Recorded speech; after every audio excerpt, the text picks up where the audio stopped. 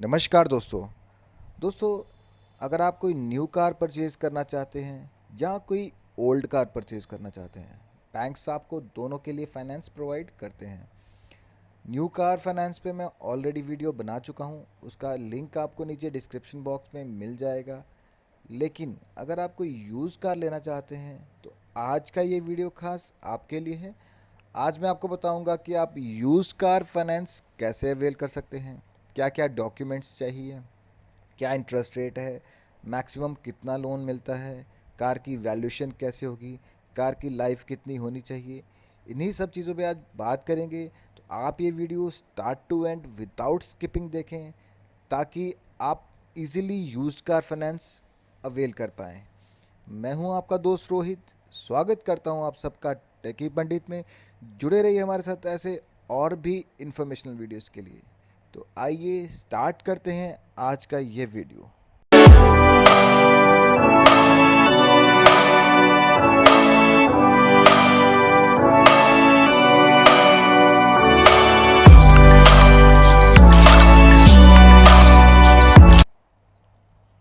तो दोस्तों, अगर आप कोई भी लोन आप बैंक से अवेल करना चाहते हैं, उसके दो मेथड्स हैं, बहुत ही इजी मेथड्स हैं। एक तो आप ऑनलाइन अप्लाई कर सकते हैं, दूसरा आप ऑफलाइन ब्रांच में जाके अप्लाई कर सकते हैं। तो अगर आप जे बैंक से अप्लाई कर रहे हैं तो उसका जो एप्लीकेशन लिंक है ऑनलाइन, वो आपकी स्क्रीन पे डिस्प्ले हो रहा है, जैसे कि आप देख पा रहे हैं। इस साइट पे आप विज़िट कीजिए तो आपका ये फॉर्मेट ओपन हो जाएगा। बस ये सिंपल सा फॉर्म है, इसको भरिए और सबमिट कर दीजिए। तो इसमें कोई ज़्यादा दिक्कत आपको नहीं आएगी। इन केस अगर आपको कोई परेशानी आती है तो आप मुझसे पूछ सकते हैं। इस पे मैं आपका ज़्यादा टाइम ना वेस्ट करते हुए आगे बढ़ूँगा।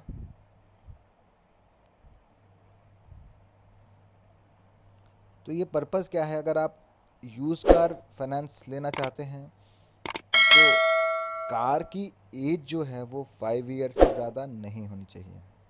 फॉर एग्ज़ाम्पल अभी 2020 है, आज आपको फाइनेंस चाहिए तो एटलीस्ट 2015 मॉडल होना चाहिए। उससे डाउन मॉडल जो होगा उसको बैंक फाइनेंस नहीं करते हैं, 5 साल पुराने मॉडल को। तो एलिजिबिलिटी क्राइटेरिया क्या है इस लोन को अवेल करने का? अगर आप सैलरीड हैं तो आपकी एज जो मिनिमम 21 ईयर्स होनी चाहिए, और जब आपका लोन मैच्योर होगा तो आपकी एज ऑफ रिटायरमेंट पे वो लोन मैच्योर होना चाहिए। रिटायरमेंट के बाद वो लोन कंटिन्यू नहीं होगा। सर्विस पीरियड आपका कम से कम 2 साल का होना चाहिए। कम से कम 2 साल आप सर्विस में होने चाहिए, तभी आप ये लोन अवेल कर सकते हैं। अगर आप जे बैंक से सैलरी ड्रॉ कर रहे हैं तो आपको अंडरटेकिंग की ज़रूरत नहीं है, अदरवाइज़ आपको अपने एम्प्लॉयर से अंडरटेकिंग लेनी पड़ेगी। उसके बाद में अगर आप किसी बिजनेस में इन्वॉल्व हैं तो कम से कम आपको 3 साल का एक्सपीरियंस होना चाहिए। और अगर आप सेल्फ एम्प्लॉयड हैं, लाइक डॉक्टर, इंजीनियर, आर्किटेक्ट, तो आपका जो एज है इस केस में मिनिमम 21 ईयर्स है। और जब आपका लोन मैच्योर होगा तो आपकी एज 65 से ज़्यादा नहीं होनी चाहिए। अब बात करेंगे लोन क्वांटम की, तो कितना मैक्सिमम लोन आपको मिलेगा। तो वो मैक्सिमम जो लिमिट रखी गई वो 15 लाख रुपए है। 15 लाख रुपए से ज़्यादा आपको यूज कार के लिए फाइनेंस नहीं मिलेगा इन एनी केस, चाहे आपकी इनकम कितनी भी हो। लेकिन अगर आपकी रिक्वायरमेंट 15 लाख से कम है तो फॉर्मूला तो वही है, 2.5 इंटू नेट एनुअल इनकम। अगर आपकी इनकम फॉर एग्ज़ाम्पल 4 लाख रुपए है एनुअल इनकम, तो उसको 2.5 से मल्टीप्लाई कर लीजिए तो लगभग 10 लाख बैठेगा। तो इसी मेथड पे आपका लोन कैलकुलेट होगा। जितनी भी आपकी एनुअल इनकम है आप उसको 2.5 से मल्टीप्लाई कर लीजिए, लेकिन इस पर्पज़ के लिए आपकी नेट इनकम कैलकुलेट होगी, ग्रॉस इनकम नहीं। नेट इनकम जो होती है वो आपकी डिडक्शंस को माइनस करने के बाद अराइव होती है। उसके बाद में एक बोरोवर को एक टाइम में 2 से ज़्यादा कार फाइनेंस नहीं होनी चाहिए। ऐसा नहीं है कि अगर आप ऑलरेडी 2 कार्स फाइनेंस करवा चुके हैं जे बैंक से ही तो आप तीसरी कार के लिए भी लोन ले सकते हैं, ऐसा नहीं है। और मैक्सिमम एक्सपोजर जो है आपका, मैक्सिमम एक्सपोजर 15 लाख से ज़्यादा नहीं होना चाहिए। दोनों लोन्स को मिला के उसकी वैल्यू 15 लाख से ज़्यादा नहीं होनी चाहिए।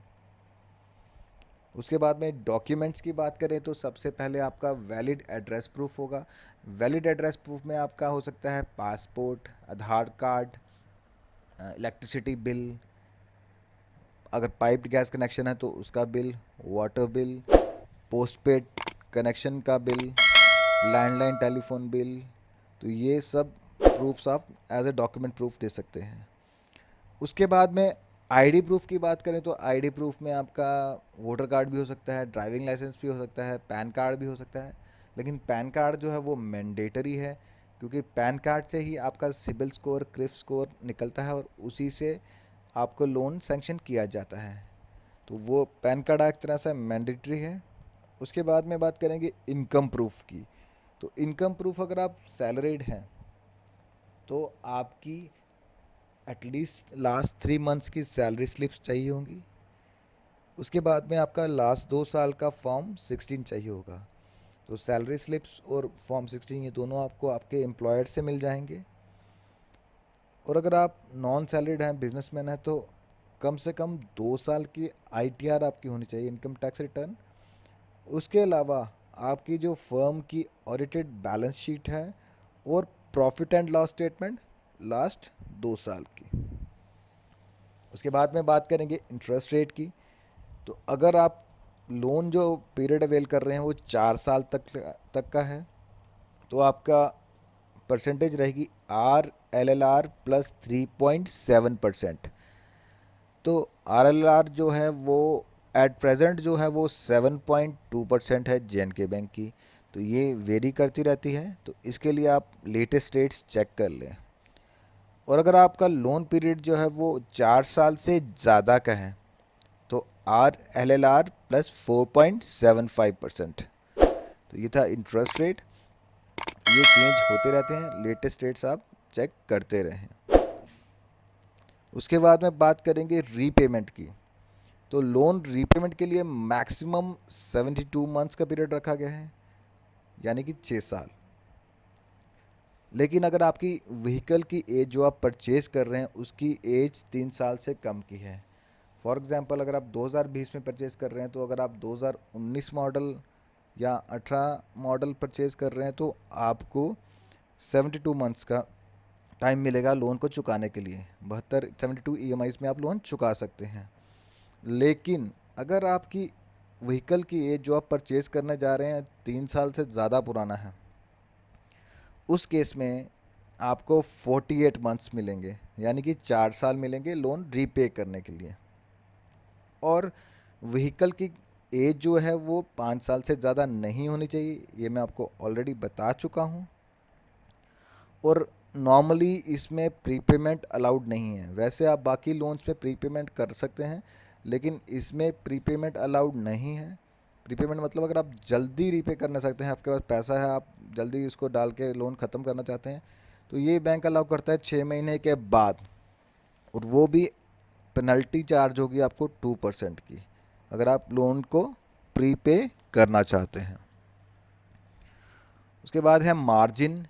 मार्जिन वो पार्ट होता है जो आपको खुद से देना पड़ता है अपने लोन को पे ऑफ करने के लिए। Sorry, very sorry. मार्जिन वो पार्ट होता है जो आप खुद कंट्रीब्यूट करते हैं। फॉर एग्जांपल अगर आप 10 लाख की कार ले रहे हैं तो यहाँ जैसे अगर आप व्हीकल की कीमत 3 साल से कम है तो आपको 25% मार्जिन है, जैसे कि आप स्क्रीन पे देख भी पा रहे हैं। सॉरी, 25% मार्जिन है अगर आपकी व्हीकल की एज 3 ईयर्स से कम है। 3 साल से अगर पुराना नहीं है व्हीकल तो 25%। फॉर एग्जांपल आपकी कीमत, व्हीकल की कीमत 10 लाख है तो 25% आपको खुद से देना होगा, यानी कि 2.5 लाख रुपए आपको खुद से देना होगा और 7.5 लाख आपको बैंक देगा। और अगर आपकी व्हीकल की कीमत एज 3 ईयर से ज़्यादा है तो 30% मार्जिन है। उस केस में अगर आपकी व्हीकल की कीमत अगेन 10 लाख है तो आपको 3 लाख खुद से देना होगा और 7 लाख बैंक लोन देगा। उसके बाद में सिक्योरिटी जो है, एडिशनल सिक्योरिटी तो बैंक कोई नहीं लेता, लेकिन आप जो कार परचेज़ करेंगे वो हाइपोथेकेटेड रहेगी बैंक के नाम से। आपकी आरसी पे बैंक की स्टैंप लगेगी और तब तक वो स्टैम्प रहेगी जब तक कि आप लोन रीपे नहीं कर देते। उसके बाद में आप बैंक से परमिशन से आप उसको हटवा सकते हैं। उसके बाद में गारंटी जो है, अगर आप जे बैंक से सैलरी ड्रॉ करते हैं तो नॉर्मली आपको किसी गारंटी की, थर्ड पार्टी गारंटी की ज़रूरत नहीं है। और अगर आप जे बैंक से सैलरी ड्रॉ नहीं करते हैं तो 2 लोगों की थर्ड पार्टी गारंटी चाहिए होगी, कम से कम 2 गारंटर चाहिए होंगे। लेकिन वो भी बैंक आपको वेव कर सकता है अगर आपकी बैंक के साथ गुड रेपुटेशन है, बैंक के साथ ऑलरेडी डील करते हैं और आपकी अच्छी रेपुटेशन है। ये मैनेजर की डिस्क्रिप्शन है, अगर वो चाहे तो वेव कर भी सकते हैं। उसके बाद में व्हीकल जो आप ले रहे हैं उसकी वैल्यू कैसे निकलेगी, तो उसकी वैल्यूएशन नॉर्मली जो बैंक्स होते हैं वो एटलीस्ट 2 रजिस्टर्ड वैल्यूअर से उसकी वैल्यूएशन मांगते हैं, जैसे कि मारुति का ट्रू वैल्यू है या महिंद्रा का फर्स्ट चॉइस है। ऐसे जो डीलर होते हैं वो उन कार्स की, ओल्ड कार्स की वैल्यूएशन देते हैं।